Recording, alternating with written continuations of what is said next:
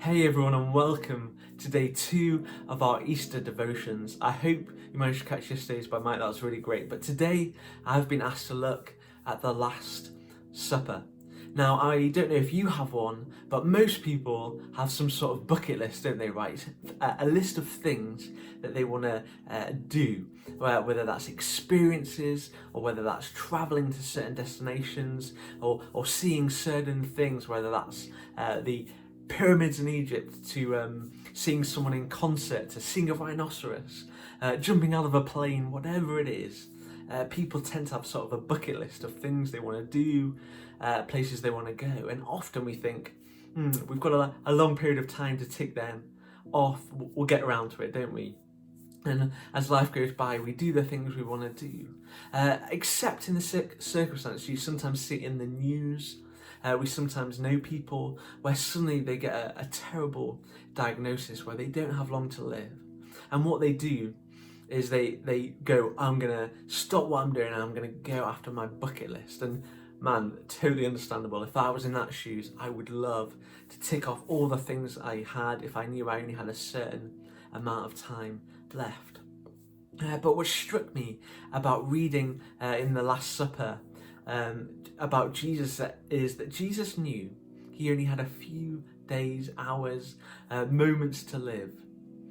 He could have been doing anything, yet he does something I think is remarkable, because you wouldn't blame Jesus if he was wanting to go out and have a party, enjoy the best of what we think life has to offer, go and experience things. But Jesus does something remarkable. In my experience, Jesus redefines greatness. Jesus redefines greatness.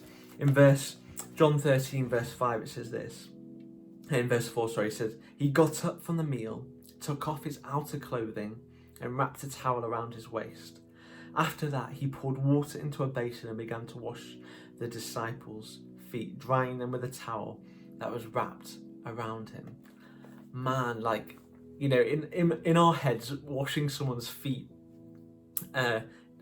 you know, it might be a bit smelly, but it's not disgusting, is it? People generally have, you know, socks and shoes on. They're walking around. They probably shower most days. Their feet are generally all right. But in those days, you know, everyone wore sandals and they walked for all day long through the dusty streets, through the dirt, through maybe even some things we don't want to talk about. They walked through it all. So by the time it came to mealtime, they would eat at like a lower reclined table to us. They would almost be like slightly like lean back, feet would be quite on show. So people's feet would be washed, and often, you know, it was imperative that they were washed because you wouldn't want someone's smelly, dirty feet in your face. It was the job of the servant. Yet Jesus was doing the job of the servants. He was doing their job. But not only was he doing the job of the servants, he was doing the job of the lowest servant, the one who would be in the lowest position, the lowest of lows. They would be the bottom of the pile. Yet Jesus gets up and washes the disciples' feet. The disciples must have been absolutely stunned by the humility of what Jesus was doing and the service that he was giving. It says this in the same account in Luke 22 verse 27. It says, for who is greater, the one who is at the table or the one who serves? Is it not the one who is at the table? But I am among you as the one who serves.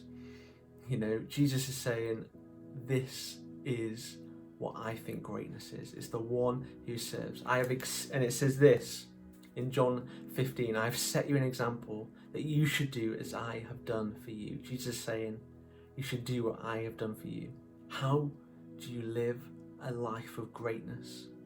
You serve the people around you.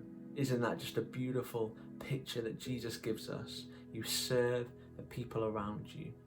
Maybe today you can think of someone you could serve. Maybe that person that just pops to mind now. Because one small act echoes for eternity.